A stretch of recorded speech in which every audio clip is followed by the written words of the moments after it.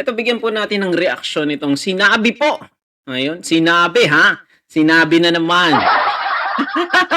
Magandang gabi po sa lahat 'no. Sinabi na naman, anak ng buhay 'no.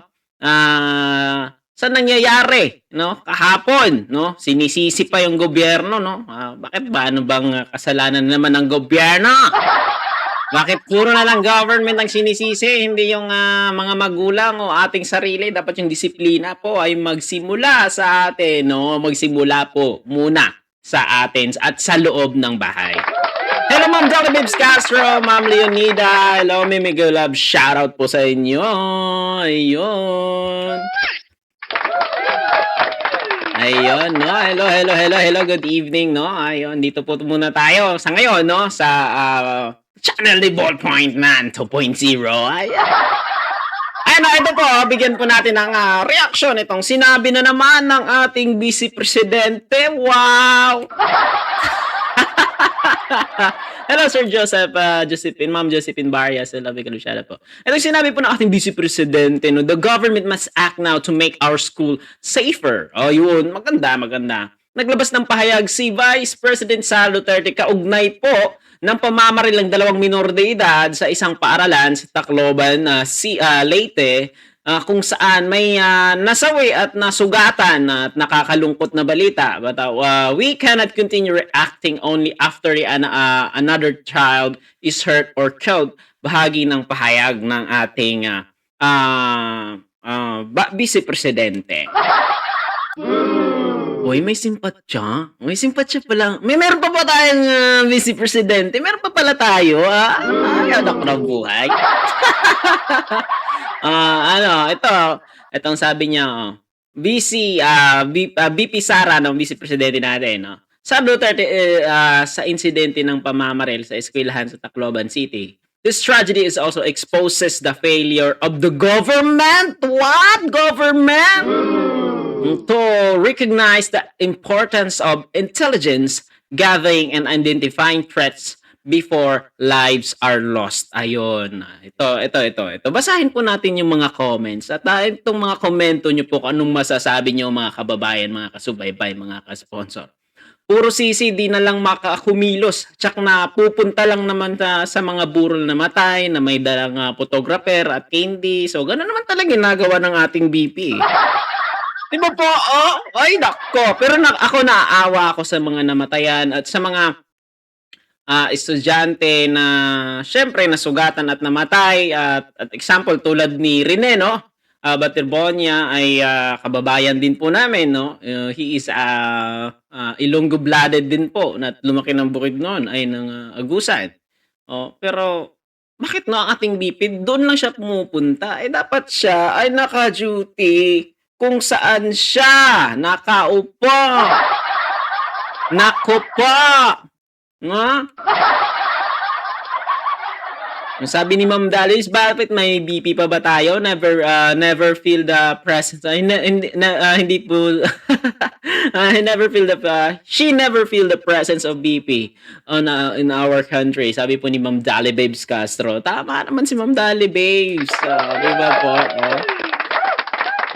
Oh. Sabi naman po ni Mamos Sir no, Zara Rourke no. You stole the budget of the DepEd and then you're going to search. Ano po? Tama po no. Siyempre, ganyan talaga si BP ay ang baba daw. Sabi ni Ma'am Shell Aquino, sa malaki talaga. Oo. Bungangera! Bungangera ba talaga? Mga anak ng buhay naman talaga no, kababayan no. Panay sisi sa gobyerno. Alam mo, ito yung insidente po. Hindi lang government ang dapat dito, magpamagitan or dapat gagawa. Una, yung school. No? Dahil may mga, para sa akin, una pala ay una, sa loob ng bahay. Oh. Sa pamilya, sa mga magulang. Doon mag-start ang disiplina. Doon magsisimula po, mga kababayan, mga kasubaybay. Doon magsisimula.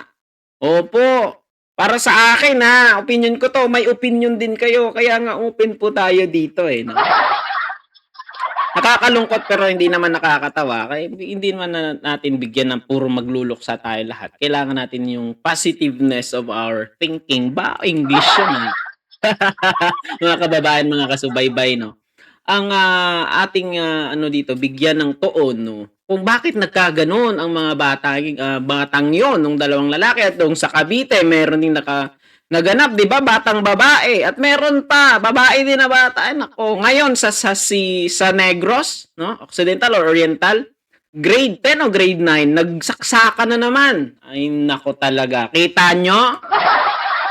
Ha? Kita nyo? Kung gaano kabayolente na mga kabataan po ngayon, mga kababayan ko. Kawawa no? Kawawa ang mga magulang at ang mga kanilang mapatay at or ang mga masugatan nila o kung ano-ano pa. Dahil dahil po 'yan una para sa akin sa improper use of internet. Sa social media, pangalawa sa mga barkada, pangatlo bullying. Ayun, lagi naging ano din ako binubully din po ako ng elementary pa ako. Grabe, naranasan ko 'yan. Kung hindi matibay sikmura mo, utak mo, wala sa kondisyon, papatay at papatay ka ng classmate mo. Totoo 'yan. Totoo po 'yan. Mga hayop talaga yung mga ganyang mga kabataan, mga ganyang utak. Kaya nati-trigger yung ibang mga bata. Ha? Kaya kayo mga bully, no? Maghanda kayo.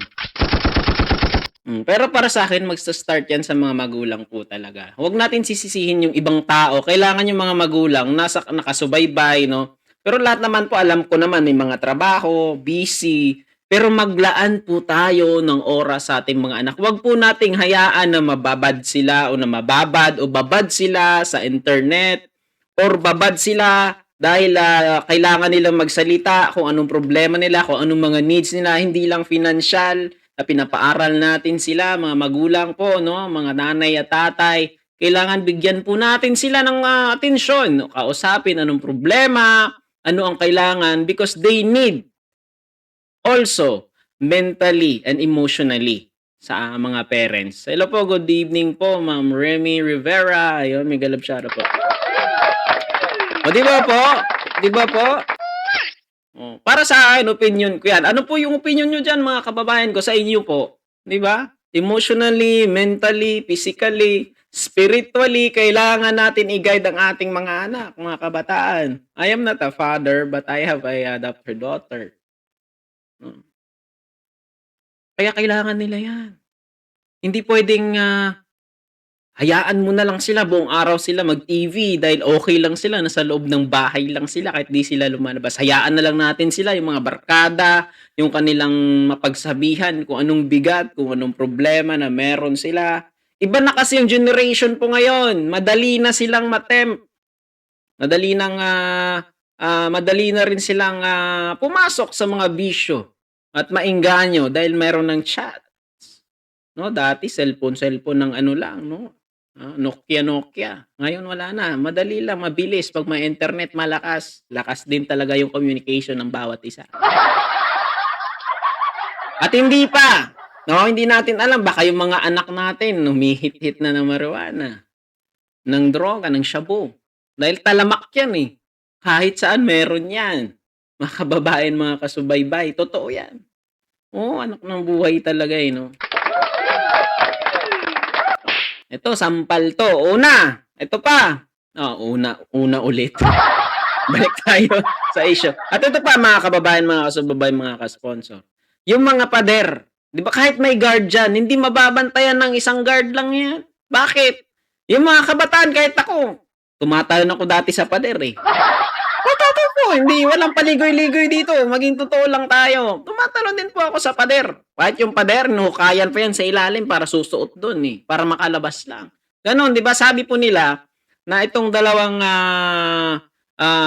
pumatay na mga minor de edad ay sa pader daw po dumaan. Hindi dumaan na tumagos ha. Hindi po umakyat para lang makapasok. Kaya dapat tulad dati, para sa akin gusto ko nga ibalik yung sa citizen training yung CAT. Gusto ko yung advanced training, yung citizen advanced training. Kasi doon nahihimok yung yung pagiging responsable mo being a student. Opo, magandang gabi po sa lahat. 'Yun po ang masasabi ko. Mas maganda maibalik 'yun dahil, doon nati-training ka, eh. Nati-train ka paano i-hold ang emotion mo, nati-train ka paano mo dalhin ang kapwa mo estudyante, paano ka makipag-deal sa tao. Disiplina po 'yan, eh. Kaso ngayon puro na ano, kahit mga teacher ngayon, wala ng ano, eh, puro na link. Oh, 'di ba? Mm. Hindi lang sa bullying, nape-pressure din po ang ating mga anak. Bakit nila nagagawa 'to? Sa overpressure. May ano pa sila kung anong activity kahit Sabado nandun sa eskuwelahan nagpa-practice kung sayaw, may kung ano pa, may music, may kung anong academics, o may taekwondo pa, may karate, may football, kung ano-ano pa. Opo, kailangan natin i-check yung mga anak natin, mga pamangkin natin. O mga kapatid natin, kailangan po natin 'yan i-check kung anong ginagawa nila, kung anong daily activities nila. Hindi po lahat mababantayan 'yan, eh. Paglabas ng bahay mo 'yan 15 meters away, wala na, hindi mo na mabantayan 'yan. Totoo 'yan. Oh, 'di ba? Totoo po 'yan, hindi po 'yan biro. Hindi naman biro maging magulang. Kasi alam ko naman yung mga magulang ginagawa naman po nila lahat para 'no, para mabigyan ng, better future ang kanilang mga anak. Pero kailangan po ninyong bantayan. Kailangan niyo rin pong subaybayan, hindi puro trabaho lang kayo, lalo na mga mayayaman. Oh, saan patrabil-trabil yung anak na iiwan, kaya barkada ang naging, sandalan 'no, yung mga emotional ano nila, ang, barkada ang kanilang sandalan. Yung iba mga babae, mga lalaki, kaya na ang mga kabataan ngayon 'no, at the early age meron ng BF, GF. Wow! Wow! 'Di ba? Dahil sa ganyan, kulang sa atensyon, kulang sa emosyonal na pagkalinga ng mga magulang. Masakit man ito, magalit man kayo sa akin, pero yan po ang totoo. Hindi po yan biro, 'di ba? Mga kababayan, mga kasubaybay, mga ka-sponsor, mga ka-ballpoint, dapat subaybayan, may monitoring pong nagaganap sa loob ng pamilya, kaya tinatawag nga yang home, eh. Tinatawag nga yang home dahil pinagbuklod kayo, lalo na tayo ay Pilipino, hindi po tayo banyaga. Mm. Pinagbuklod po tayo mga kababayan, mga kasubaybay. O magalit man kayo sa akin, pero 'yan ang katotohanan, 'no, kailangan i-guide, oh, 'di ba? Kailangan din, kung anong gusto nila, i-train mo sila kung anong hilig nila, 'wag lang yung mga nakakasama sa kanila, 'di ba po? Bago natin balikan itong sinabi ng ating VP Gala, kailangan natin, 'di ba? The book of Proverbs, "Train up a child in the way he should go." 'Di ba biblical 'yun, oh, gumamit na tayo ng Bible verse dito, eh. Also children who will still be able to stand on their own no matter how much their parents, discriminate. Meron din po talaga Ma'am Dali Babes, kahit yung mga ano, meron din mga parents na gano'n, dine-discriminate nila yung kanilang mga anak, dine-discriminate na nga sa labas, dine-discriminate pa sa loob ng bahay, wala kang kuwenta. At ito pa, avoid, mga magulang, mga tiyuhin, mga ano kayo diyan, mga tiyahin man, mga kuya, mga ate. Huwag niyong sabihan na walang kwenta ang iyong mga anak. Kasi may mga emosyon din sila. Huwag niyong sabihan ikaw talaga yung, black sheep sa family. Dapat para sa akin, i-cheer up niyo yung mga anak niyo. Para sa akin, sa opinyon ko 'to. Sa inyo po, anong masasabi niyo po mga kababayan, mga kasubaybay, mga ka-sponsor, 'di ba? Hindi yung iba, "Ay wala kang kwenta." Pagdating kasalanan ng kapatid, sinampal yung, nakakatandang kapatid, 'di ba gano'n? Oh, tapos pagpunta ng eskuwelahan binubully pala yung anak mo, ayun naghalo-halo na. Naging criminal minded na yung anak mo dahil gaganti na. Gano'n din 'yan mga kababayan, mga kasubaybay. Hello Ma'am Suzuki, hello 'no. Kaya para sa'kin gano'n. Hindi pa ako tatay ha, pero naging tatay ako sa mga pamangkin ko. May isa akong pamangkin naging tatay ako. Kaya alam ko paano dalhin yung mga bata. Kaya minsan naano nga ako, nagi-guilty ako 'pag nakapagsalita ako ng masakit, oo. Meron ding mga kabataan na stubborn talaga, they are rebellious. It's because gusto nila sila lang, gusto nila gawin yung gusto nila. Punta naman tayo sa mga negative ha. Kasi may mga kabataan talaga gusto barkada, gusto ano sila, yung mga spoiled no, na mga kabataan. No? Kaya wag niyo namang ganunin yung mga kabataan niyo na sobra kahit anong gusto binibigay. Kailangan you know how to control it na balance lang, wag sobrahan. Kahit sabihin pa sa Bible diyan na train up a child the way he should go. Meron din nakasulat diyan, paluin nyo ang mga anak nyo. Wag nyong sobrang bibihin yan. Anak ng buhay. Yung iba may peer pressure pa sa mga barkada at may pressure din sa loob ng bahay. Kailangan ganito ang grades mo ha. Kailangan ganito ka tulad ni kuya mo, wag kang bobo ha. Hindi pala niya alam yung asawa niya bobo dati. Kaya yung jeans nakukuha ng anak niya. Hindi lahat kasi iba-iba yung talent ng mga kabataan bago tayo bumalik dito sa sinabi ni VP Sara. Ito yung sabihin natin yung realidad. Hindi lahat kasi parehas yung mga anak natin, ng mga kababangkin natin. Hindi parehas utak yan. May musikero dyan, may photographer dyan, may martial artist, may engineer, may doktor dyan. Hindi pwedeng magkaisa yan sila. Kaya nga iba-iba nga yan eh, iba-ibang pangalan eh. Kahit nga yung kambal eh, di ba? Sabi ko, kahit nga yung kambal, hindi parehas yung thumb mark niya. Hindi parehas yung Alpha and Bravo ng kanilang thumb mark. Kahit kambal yan sila, kahit parehas yung mukha niyan, may magkaiba pa rin yan. Di ba? Kaya grabe talaga. Kahit yung mga anak nyo, bantayan nyo. Para hindi magkaganto. Kasi hindi ko alam kung ano talaga yung pulot dulo nito eh. Sabi po nila, bullying eh. Sabi naman ng isa, dahil sa buhok niya daw, gupit niya. Nasasaktan siya, nabubuli siya. Hindi nga ako nasasaktan. Araw-araw, dala ko yung mukha ko. Tignan nyo nga mukha ko. Hindi nga ako nasasaktan eh. Tignan nyo mukha ko. Araw-araw, dala ko yan. Paggising ko, pag ganun ko, mukha ko na yan. Huwag nating sabihin mahina silang nilalang. Baka gayahin na naman natin na si Senator Robin na nagkaiba kasi yung emosyon dati ng mga kabataan kaysa ngayon. Iba na sila ngayon. Mahihina na yung kanilang emotional yung intelligence nila. Dahil pag may nakita sila, pwede pala akong magbigti. Pwede pala akong pumatay kasi idol ko to. Kasi ganito pala yung solusyon. Kailangan may guidance yan, di ba? Binubuli din ako dati ng elementary ako. Nasanay na ako. Dala ko araw-araw yung mukha ko eh. Bulihin niyo ako. Araw-araw nga. Kahit sarili ko, binubuli ako eh. Diba? Tignan nyo nga ang mukha ko. Kung nahiyaman kayo sa gupit nyo, tignan nyo nga ang mukha ko. Hindi nga ako nahiya. Araw-araw, dala ko to. Nang buhay naman talaga ako. Dahil sa gupit lang, masasaktan ka. At ito, balikan natin, mga kababayan, mga parents po dyan. Huwag nating i-put down yung mga anak po natin. Iba-iba po yan. Iba-iba po yan sila. At never tayo magsalita ng sobrang masakit na salita dahil hindi po lahat kinakaya ng ating mga anak, mga pamangkin, kapatid. Na sabihin mo, wala kang kwenta, palamunin ka dito. Ganyan. Mababa grades mo, bobo ka talaga. Di ba? Minsan nagigilty din ako, nagkakapagsalita ako ng ganun eh, no? Minsan napupuno na tayo, kaya minsan kokontrolin natin. Kailangang balance pala. Pasensya na kung may nasaktan man ano.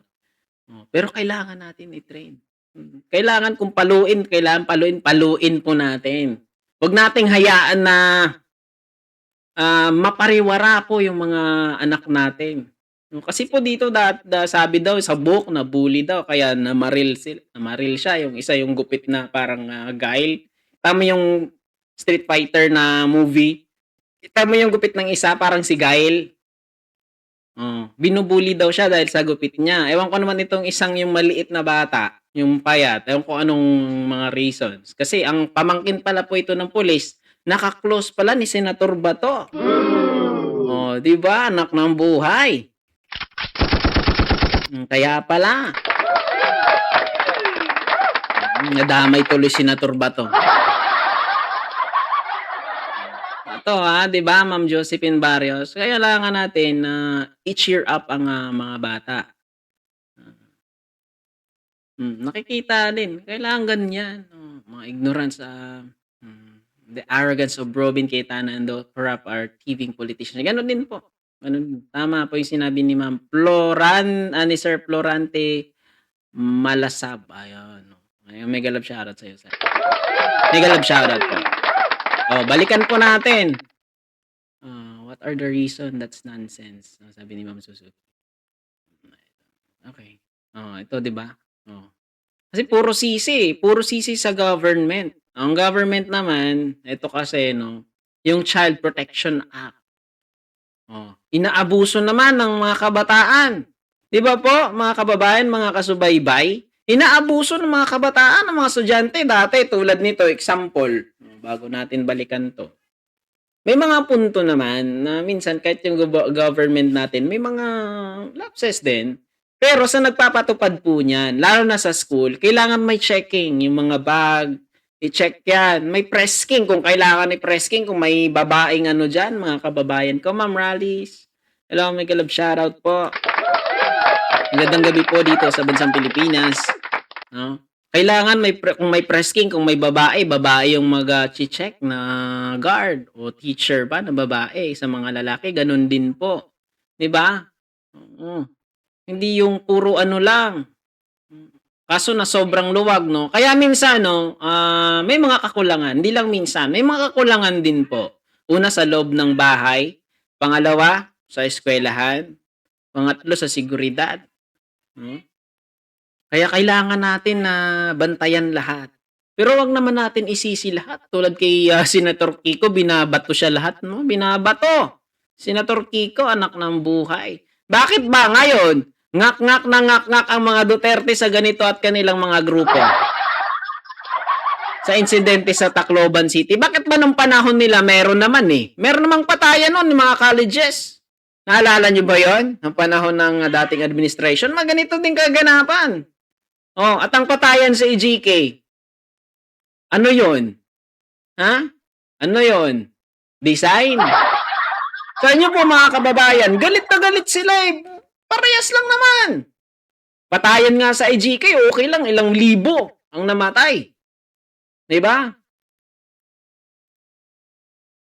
Sobra pa nga Kaya nga naging normalize na lang ngayon sa mga kabataan yung pagmumura, yung PI, GAGO ka, GAGO ka, ganun.